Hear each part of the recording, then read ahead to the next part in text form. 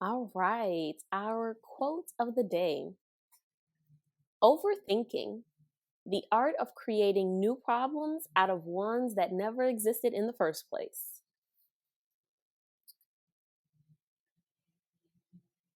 T. I know. I know. We're just sitting here looking at each other like, yeah, Okay, that's an interesting one. it Okay. is. Go ahead. Go ahead. Well, I was just gonna say, let me think. I'm looking at the quote again. Overthinking. I resonate with the first part where it says the art of creating new problems because I do find that when I overthink, 'cause I overthink a lot, girl. I find that I do create new problems and I increase my anxiety. But when it comes to the second part and it says out of ones that never existed in the first place, I'm like, because I feel like usually when I'm overthinking, there is a current problem. So that's the only part that I wouldn't agree with of this quote. What about you? So I'm torn, right? Okay. So because I can look at that quote and like you, it resonates, right? Yeah. Yeah. That I'm an expert in overthinking, right? Mm-hmm. And the thing is that when I really stop and think about the second part of that quote, Mm-hmm. I think what it's saying is that we're looking at it as a problem when really it might not be, Okay. right? So let's say I was trying to think of an example in my Yeah, I head, was gonna right? ask you. So like, Yep. okay, so I'm thinking, so let's say that you're taking a vacation. And Mm-hmm. y'all don't mind me. I'm just getting back from vacation. So I think I might still be in that vacay Talk mindset. about it. Talk about it, girl. So so let's say that you have a vacation planned, right? And I think what this quote is saying about overthinking is that I have this vacation plan, and then my overthinking causes me to wonder about, well, what if the plane doesn't make it there? Like, what if the plane gets delayed? What if I can't check into my room? What if there's no transportation available to my accommodations, right? What if? Mm-hmm. All around me taking a vacation. And so now I am making my vacation a problem when really my vacation is not a problem. Gotcha. Does that make sense? That makes sense. Yep. Yep. I'm just thinking it through. That makes perfect sense. And I think that I got you. So there, you're talking about a situation where there is no visible issue, but you're just literally creating them for yourself by Yes. way of overthinking. And I think, let me know if this example makes sense for what I was saying when I Mhm. talked about the quote. If let's say that there's a vacation, let's say let's do what we let's give an example that many of us have probably experienced, where you have a friend group going on vacation, and Mhm. then y'all are getting close to the date and like five people back out, but you got a discount on whatever space you have. Oh, And so you need those five people. In that yes. case, you have a problem. And now you're overthinking because you're like, oh my gosh, how am I going to fill these spaces? So, but then you're also kind of going on and on about just the whole situation in your Right. mind. So you have an issue, but you're also still creating more issues. Does that make sense? Is that Yes, is that a good that example does. for? Yes. Okay, Is an okay, example of how that of yes, of how so we each create an example just now of how both can be yeah, true, right? yeah, That we could have a situation that is just a situation, right? mm-hmm, There's no problem. yeah, it's a situation, it's an event that's occurring, and then yeah. our overthinking causes us to create problems out of a regular situation or event, right? Exactly. But then there's the other piece of it of what you're pointing out is that there may be an actual conundrum that we're experiencing, Right. and instead of looking at exactly what's in front of us with the present issue, we allow ourselves to spiral into this space of creating additional worry on top of the initial worry that was in place. Exactly. And that makes me think about different situations recently that I may have had where I may have been overthinking. Can you think of one personally? Like a situation Yeah. that you, yeah? Mhm. Do you, or one that you can share? Yeah, yeah, Okay, cool. Okay. definitely. Oh, I yeah, need you're to right, think of because one. I did say I'm an expert overthinker. So, yes, there are multiples. Girl, you and I both. All right. When you share yours, I'm going to think of mine in a moment, but I want to hear what is yours? What is the thing that you're like, this is So, the one? one thing that comes up for me, and I know that a lot of folks can resonate with this, is overthinking about the pandemic itself, Mm, right? yeah. So, like I said, I just got back from vacation. And so, one of the things that I found myself like overthinking was around like COVID protection and safety protocols and all of that. And thinking about, okay, what happens when I get on the plane? What if someone coughs near me? What if someone, I don't know, like I found myself on this, what I call a worry train Yeah. of thinking about all the possible scenarios that could happen around potentially catching COVID while I'm taking a vacation, right? Hmm. and I'll go into detail later on like how you stop yourself from being on that cycle. Right. But initially it really was a lot of things that I didn't necessarily have to be worried about. Yeah. And so it became a thing of parsing out what are the realistic worries, and then what are the things that I am truly just overthinking, right? Yeah. So, like being in the airport, and what's the likelihood of me getting COVID from touching the, um, what is it called? The scanner thing that you know, when you go through TSA and you're Yeah. putting your things on the, It's like a excuse me for conveyor not belt having or words something. today. It is like a conveyor belt, but you know what Okay. I'm I talking. know what Everybody knows what I'm talking about. Where we you have got to you, girl. put your luggage on the thing, and Hmm. it goes through the scanner. Yeah. And like, what's the chances of me getting COVID from putting my luggage on the scanner and having to go through the TSA checkpoint, right? Yeah. Yeah.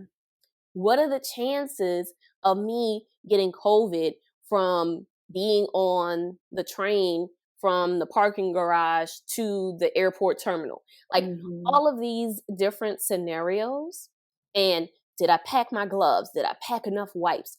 Should I wear a face shield? Should I wear like full scrubs? And like just going through all of the various potential ways to solve the issue, but then also thinking about all the different possible, like I just started creating worry, Yeah. right?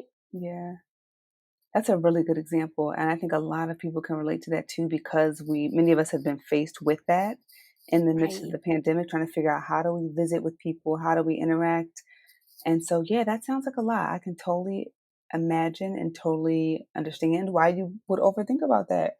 And when I think Right. about the situations that came to mind for me, one is giving birth in the midst of the Mm. pandemic. That was one Mhm. where it was like preparing for the type of birth that I had, just mentally preparing. I don't want to go into detail just now about the things that came up for me then, but what I realized is that over the past year or so, I've had a lot of, you could say, difficult or impactful conversations with people Mhm. where that were very uncomfortable for me, but they needed to be had.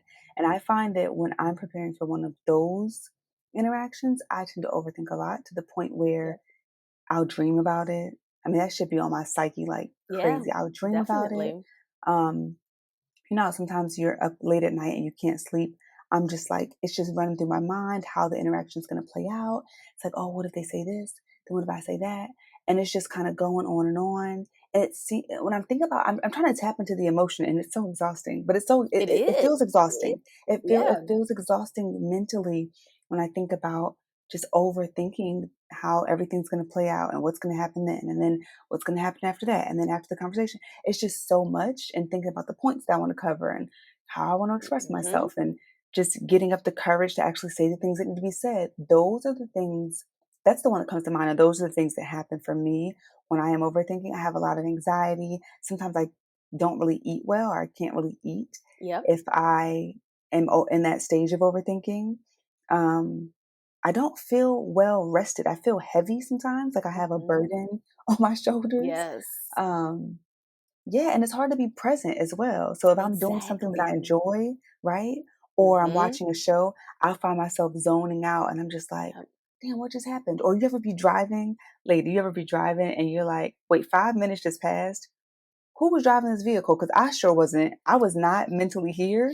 Yes. Like, I was Yes. way in another world. I'm so glad I'm safe, but like, who was just driving for the past 5 minutes? Because I was on a whole different wavelength, Different, right? totally different zone. Yes. Yeah, Yeah. girl. And then It, I was gonna say, don't start overthinking about one issue and then you think about other actual issues and you overthink and you go down the path. I mean, it can get deep, right? So I'm so happy that we're it having this totally conversation, y'all. can. What were you gonna Yes. say? I was just thinking, like, like this, the rumination, and, I remember in college, my friends would call me a dweller. Oh, Right. And this was before, we were all psych majors, but this was yeah, before we got into understanding those pieces of anxiety and stuff. yeah. But like and so I think about that word a lot in terms of anxiety, because how they were defining it in terms of saying that I was a dweller, that meant that I dwelled on things a lot, right? Mm, And I would vocalize my worries, and it would not be anything new added to it, right? It would just be on repeat. So mhm. whatever the thing was that I was worried about, instead, like, I wasn't taking any action per se, Yeah, I was just sitting with the worry and just vocalizing it repeatedly. gotcha. And I think that a lot of folks can relate to that, right? So, Mhm. you know, let's say that you're applying for a new job, right? We just had our episode with Kimberly Cummings where we talked about making your career move, your next career move, your best move. And so think about, like, you're taking that advice and you're out there on the job market and you're waiting to hear. And then you start, how that overthinking shows up is as you're waiting to get the news, like you've Oh, applied, you've put in yes. your application, right? And then Yeah. you start down the worry train. You start Mhm. wondering, okay, what if, and it's not always bad stuff, right? Yeah. So what's going to happen if I get this job? Like, where am I going to live? Because it might mean relocation. So where am I going to Yeah. live? How am I going to tell my current employer that I'm leaving this job? Right. How am I going to make new friends in my new city? What am I going to tell my family? And you could just go on and on, coming up with things to worry about when you Yeah. haven't even gotten the news yet. You don't even know for sure if this is going to be a thing. Yes, that's a good one. That makes me think about, so I want to ask the question of like, do you think overthinking is always a negative thing or like a bad thing? But I want to give you a quick example. When you were talking about the new job, it made me think about how oftentimes whenever I got a new job, I would overthink about my paychecks. I'd be calculating like, all right, how much am I gonna make when I get paid? I'm gonna do this. I'm gonna do that. I'm gonna do that. So it made me think about Yes. how I overthink about all the things that I want to do when I get paid. So I thought that was kind of funny. But that was a great example of just overthinking, and it's not necessarily like negative or It's bad, but it's not. just you're sort of obsessive about the way that you're thinking about these things, right? So do you think it's a Yeah. bad? Can you positively overthink? I don't know. I don't You don't know. think so? I don't think you can. I don't think you Okay, can. okay. But I do think that there is a distinction Yes. between healthy thinking and critical analysis Mhm. and overthinking, right? Okay, what is that? Let's dive into that part. So think about it like this, right? So let's go back to the example of you're being offered a new job, Mhm. okay? Critical analysis and healthy thinking says, okay, I need to figure out how I'm going to relocate. Like, do need to plan that out, right? I can't Mhm. just click my fingers and boom, I'm in the new location. Life doesn't work like that, right? Right, right. So I do have to figure that out. However, The planning of that will come after I get the news of the job, not necessarily before I've even been called in for an interview, Mhm. right? Yeah, So if yeah, I find myself ruminating on how am I going to relocate? How am I going to make new friends? What's this pay? What I'm going to do with my new paycheck, right? right. I'm ruminating on that before I even get called for an interview. That Yeah, might be overthinking versus critical analysis that's going to come into play once I've been offered the position, yeah, right? Now, I do also want to be clear because I know that that may seem a little confusing to some folks because some folks might say, well, shouldn't I think about these things before I even apply for the job? Yes, you should.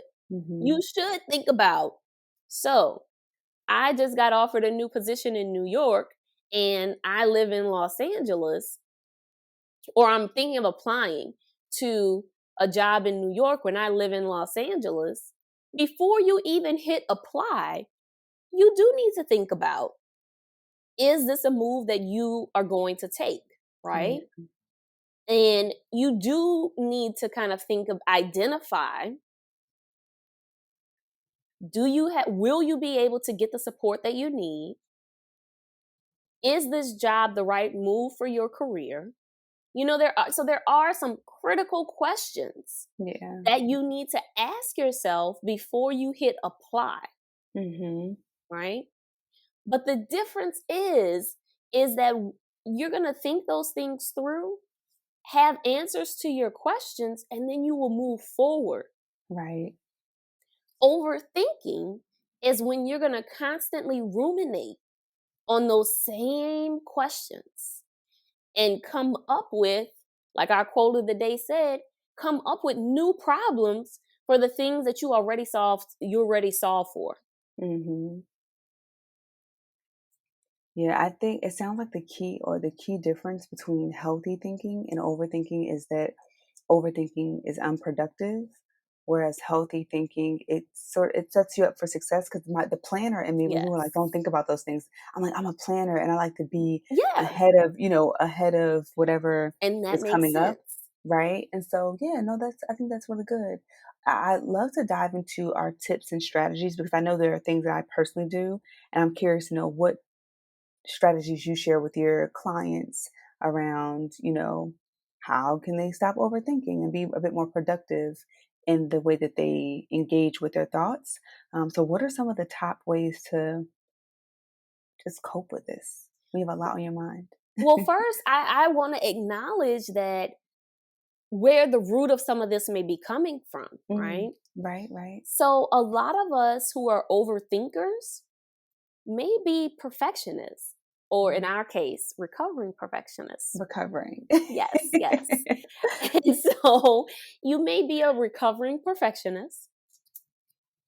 You may have anxiety in general, because that's a symptom of anxiety, is that you are ruminating on thoughts, Mhm. right? Yeah. It could also be that you've experienced a lot of trauma. Mm, And so when you've experienced a lot of trauma, your body and your brain have been conditioned to be hyper vigilant. mhm. So you're going to think it's going to be almost second nature, normal and natural for you to always think about worst case scenario and think about all the possible things that could potentially go wrong so that Mhm. you could plan for those things, because that's what keeps you safe. Mhm. That's what allows you to feel secure in going into unpredictable or unknown situations. Yep. So I want to put that out there first so that we have an understanding of where this overthinking may be coming from. I love that you pointed that out, Don, because I think that makes perfect sense. I think about just different scenarios, especially I think also if you struggle with or if you have PTSD and you go Yes. into an environment, and I know there are certain Mhm. times I go into a space and I'm like, because of, I think many of us have, I forgot the word that we used before. It's like Dang, okay, I'm totally drawing a blank, but we talked about years ago on the podcast, we talked about experiencing, I think it's secondhand trauma. I think that's the word. Vicarious trauma. Vicarious trauma, Mm-hmm. yes, vicarious trauma. And I think about going into the movie theater, and although I haven't been a victim of like a shooting in a movie theater, I'm always looking at the exit sign because I'm like, okay, Yes. we know what happens in this world that we live in, unfortunately. Where's the exit sign so we can get out? So examples like that. So I'm glad that you talked about the root of where this comes from. And then I have some tips, but I want to hear the therapist tips on Okay. what you be telling your people. So the first thing that I tell people, and some of this really also is dependent upon the thing that you're worrying about, right? And once we've Gotcha. identified that you really are overthinking and it's not just a healthy level of critical analysis, what I usually tell people is to set aside time to worry. Mm, So for instance, let's say that we're going back to the job example, right? Or we could use the vacation example. Either one, right? This thing has been on your mind and you are constantly worrying about it. And like you said, you might be driving and you find yourself zoned out, worried about this one particular thing. mhm, Once you are aware that you're either zoned out or you're headed into that space, what I tell people is to catch yourself and say, okay, no, I'm going to set aside time to worry about this. So I'm going to give myself 10 minutes. And in that 10 minutes, I will think about only that. And I will let myself obsess and just go all in. And then I'll set a timer. Once that 10 minutes stops, and once that alarm goes off, that's it. I get up and I move on to the next thing, mhm, right? And ideally, with that, what you want to do is set aside time when you know that it's going to be one, easy to transition into your next thing, but then also you're able to really have that space, right? So you don't want to set aside 10 minutes when you're driving home from work because you mhm. really need to be focused on driving, right? Yeah, So you yeah, don't want to intentionally zone out while you're driving, right? We all know that it happens, right, but you don't want to intentionally say, I'm a zone out while I'm exactly. driving, right? Yeah, don't do that. But set aside that time. And the thing why I tell people to do this is because what ends up happening is that you eventually get to a space where you stop overthinking and you stop having so much worry, Mhm, because when you get to that time that you've set aside to worry, you'll find that you can't do it, that it's hard to do it. mm, And so what happens in this process, what this process really looks like is, let's say that it's 10 a.m. and you start ruminating and overthinking, and you're like, wait, pause, hold on. I'm gonna set aside 10 minutes at 3 o'clock. You go on about your day, 3 o'clock rolls around, and you're like, all right, I got time. I got time. I got time. Damn. The 10 minutes have passed and I couldn't even give myself to think about it, right? mhm, And if you keep doing that, then eventually you're going to be in a space where you're not even overthinking at all. mhm. I like that. I like that tip. I think that's a good one. Set aside time to worry. So it's like, okay, pause. We're going to do this specifically at this time. One of the things that I think this kind of goes hand in hand with what you just shared, but I love to do like a brain dump and just Mm-hmm. journal. So sometimes I'll just write down all the things and just I feel like getting it out of my head and onto paper. Yep. It's a great activity of sort of transferring the energy so that it's not here and it's not like Yes. and it's literally on the paper. And then I Yes. can journal about my feelings. So after I do the brain dump and I put everything out that I want to maybe chat about, then I journal about like how do I feel, and I kind of do the worrying activity, but I do it on the paper because I'm just like Yes. a I want Mm-hmm. to touch and feel, and sometimes you can burn it up if you want to, but I like to do that as well. So I think that's a really good one. Set aside time to worry. You got your journaling and brain dumping. Anything else? So there is a breathing exercise that I like to do. So T, you want to try it out? Oh, I'm down. I'm ready. I'm ready to go. My lungs ready. Come on. Let's do All it. right. So this one is known as the 5, 4, 3, 2, 1 method. Okay.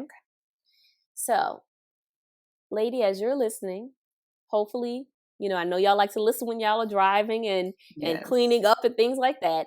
So if you're able to, I want you to take a moment and pause.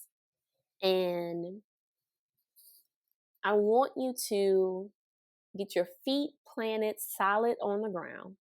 So get connected with the earth around you. And now, what I want you to do is to take a few deep breaths in your own time. Take a few deep breaths in and slowly exhale.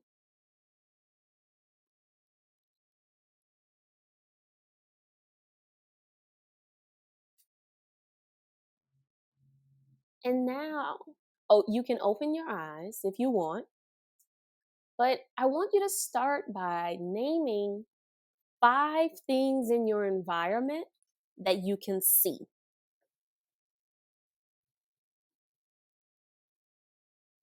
You want me to name them? Sure. I didn't know if you were waiting for me. Okay, I see headphones. I see my webcam. I see a highlighter, a bottle of water, my wallet. Okay. All right, you're 5. Now, I want you to think about or name 4 things that you can touch. Different from the things that you just named that you could see. 4 things that you can touch.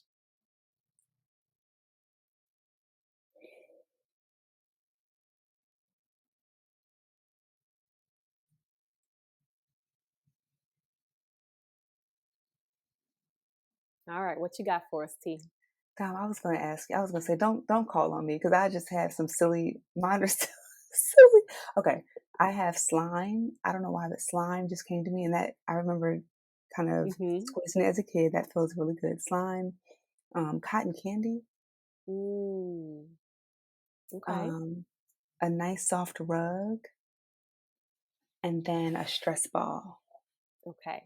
Now, question. Do you Yes. have all of those things in your environment right now? Am I supposed to? Yes, ma'am. Okay, so I have the rug. I don't have no Mhm. cotton candy. See, okay, lady. I thought about things that felt good. Okay, clearly I didn't. And that's okay. That's okay. So generally, lady, as you're listening, know that this is how this goes sometimes, right? You want to make me That cry over here. that sometimes it doesn't go exactly as we want. But the thing is that what came up for you are things that sound like they bring you peace and joy, right? Yes, Which I yes, think that's a beautiful thing too, right? And it still serves the purpose of getting you to focus within and focus on the moment, right? And so in the moment, those are the things like the cotton candy and the slime and the rug. Those are the things that bring you joy, right? That you can easily touch and that they do have some good tactile. That's what I really love about that, what you named, right? yes. Those are some real tactile things that can serve as stress relief. Thank you, Dom. Yes, you are welcome. And Y'all, so now I want you to think of 3 things that you can hear.